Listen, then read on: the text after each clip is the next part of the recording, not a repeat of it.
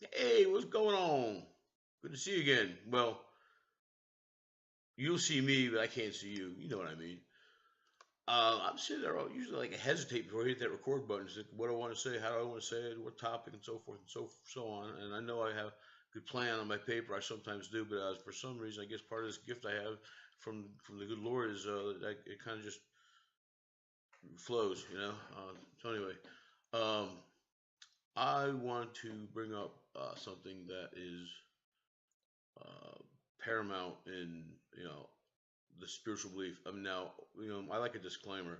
If you're atheist or agnostic or whatever the case is, whatever your belief, spirituality, religion, doesn't matter. None of that matters. What matters right now is this is my experience. This is what happened to me. And the people that understand it and know what I'm talking about, then God bless you. Fine. If you don't want to look at it in that standpoint, change the channel or whatever. But anyway, it's all good. I understand. It's no big deal. Um, but it's pretty cool. Basically, it boils down to courage. But to get the courage, there's a lot of time to get courage. Before the courage, there's fear. And I am a certified scuba diver. Been since 2000. Started earlier, but there was bad weather so long we couldn't go on the dive, so we ended up moving out anyway. But anyway, I'm a diver. I haven't been in a few years, but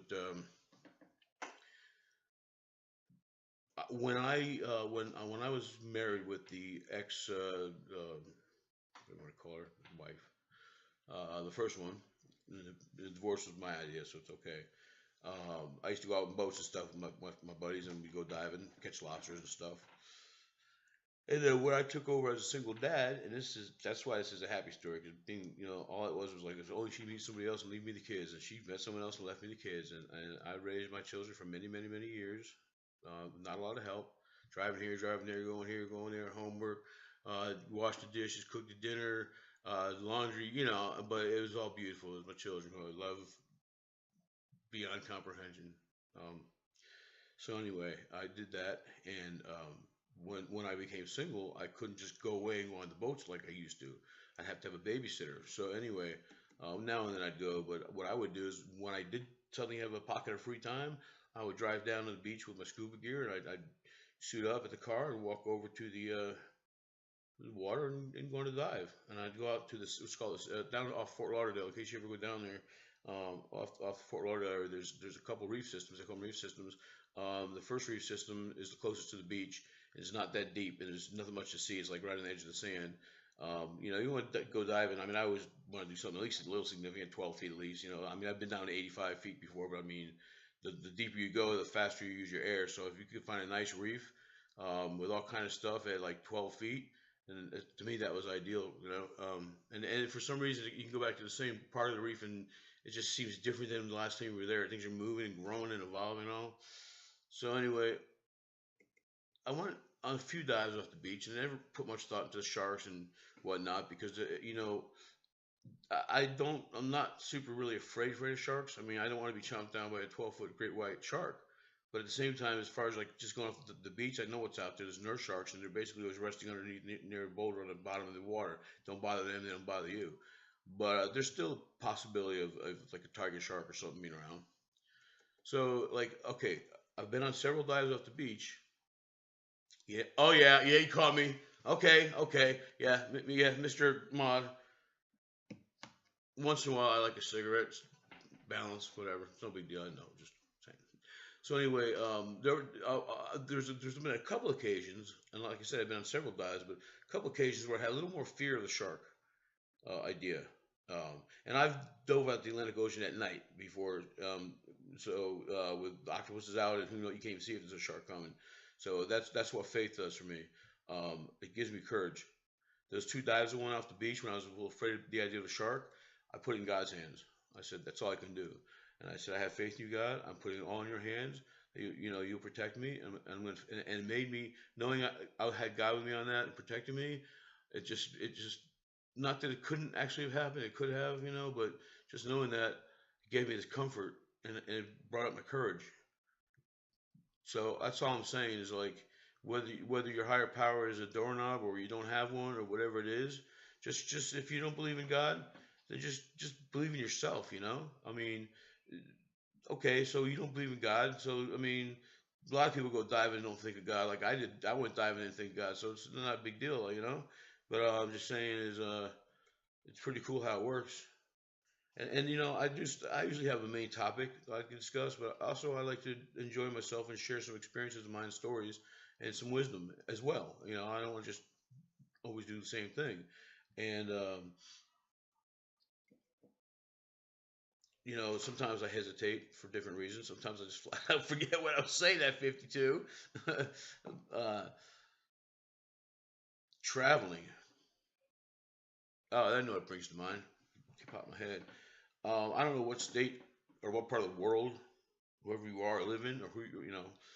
Uh, but I've been to pretty much, yeah, I'd say close to, if not all 48 states. I got into driving over the road for about 3 years just to try it out, and it was one of the best jobs I ever had. And seen a lot of the country and stuff. But to know that, when you're on the road, hold on a minute.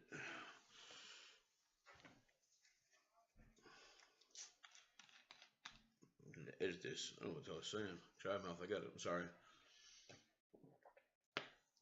Had a senior moment there. Hope I didn't lose you.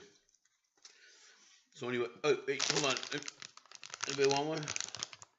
Guys, anybody? Wait a minute. Oh, I guess I'll have more left.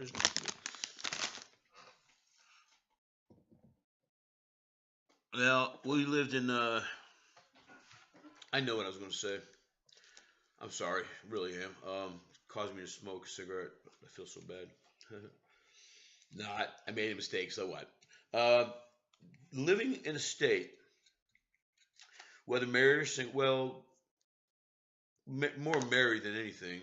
In other words, you live somewhere and you don't like where you live, and you want to be in another state where you love that you never want to leave, like me in New Hampshire. When I was away and I couldn't get here for 16 years after I left. Um, just the experience of in your heart knowing that you either want to do something with your life that you're not allowed to do, uh, a change you want to make, a job change, or you want to get a captain's license or whatnot, and the wife is not is doing what she can to stop you. Even like I knew a couple of boat captains. One said, to the best of my knowledge, he said $700 a day. The other one said $300 a day. So I mean, I know either way, there's good money. And I told her that because I have experience navigating submarines. I could chart courses. I could get a yacht around the world right now if I had to. So I suffered because I missed New Hampshire so bad, and over the years I've started missing New Hampshire so bad I actually tears welled up. And my second, well, some of you might get to know me. I don't know what my reputation is going to end up being through all this, but yeah, I want to do these certain things, and I was no, no, yeah, we have bills to pay. No, you're not changing your job. That was my ex-wife. My second ex-wife's name was Shannon. Just for background, because that's the only reason I'm saying it, because people may get to know me a little more. Um, it started off like one of the greatest marriages made in heaven. Everybody knew that. And we were just like one. And then, it's not uncommon. I mean, communication fails. One can communicate, the other can't. This goes on. We all know. I'm not going to dwell on that part of it. It was a blessing because I'm free right now. So, but I wanted to be in New Hampshire, and she didn't because all her family migrated to Mississippi, and she wouldn't leave. And if she finally got tired of hearing me talk about New Hampshire, and she's like, "What? Fine, we'll just go." I'm like, "It doesn't work like that."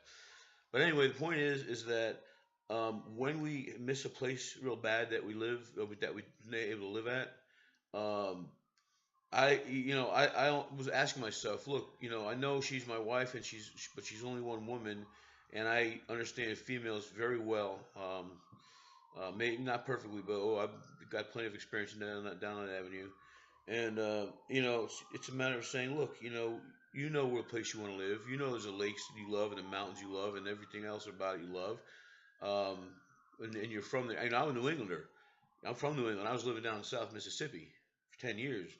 It's not terrible, but it's a weird fit. And I wanted to come back up here. It's funny. This is how open I am about the way this seems to work. See, at first, I wasn't willing to take ownership of all of this, and I was saying you or a person knows, you know. But I've been doing it a little bit, and I wasn't really telling my story. You know, I was, you know, and I don't understand this speaking stuff and how, you know, but I know on talk shows and places you see people telling their story. So I guess I'm gonna work on that approach and see how if I'm comfortable with that. But anyway, yeah, that's what happens. No big deal, you know. But I'm not gonna go back and all the why I'm here right now in 2016. From here on in, when people get to know, I'm just going to say 2016 because I don't tell people. So you know, well, do I just go where I want to be and not be with this woman that I'm happy with? I mean, if you're unhappy in a marriage and you want to be somewhere else, you can go look, weigh the options. You know, no numero uno. I mean, if it's a great marriage, and you know, if I wasn't that good of a marriage with the woman I want to be with, you know, and it's a good marriage, I wouldn't even care about leaving her and coming up here. But it was like, shit, I'd rather be up there than right there right now, you know. So that's one option is you just do it, and the other one, if you can't, is you might do a compromise. Maybe you both, either if you have the money, you have a place, a cottage somewhere in one state, and you know a home in the other state, and you can at least visit it. Um, you know, or you know you might just decide you don't need to. But oh, but if certain avenues in your life occur, say there is a divorce, you know, like mine. Um, Whatever, something happened where you're able to be freed up to come back to where you want to be. It could be anything. You know, I don't need to explain all the details of it. There's all kind of avenues that you can look at it down, but you know, and if it never happens, then it never happens. I mean, then you make the best of it with your attitude. Um, you know, and attitude is going to be another video because I've adhered to that rule about changing the attitude towards the situation. I've been in unfavorable situations before, and instead of being unhappy for you know week after week after week like many of us are, and that's suffering. I'd use my attitude and change it to make the job more favorable and almost more enjoyable, and I can share that. You know, and I didn't make all this up. You know, I mean, sometimes I'm gonna start coming up with some philosophies that I will make up, but otherwise, you know, that's what I want to share with it. And attitude, we'll get into another time. How much time have I been on? 12 minutes. All right, let me make sure I don't have always long videos. I don't know. Whatever that you see on the other side, let's say. Thank you.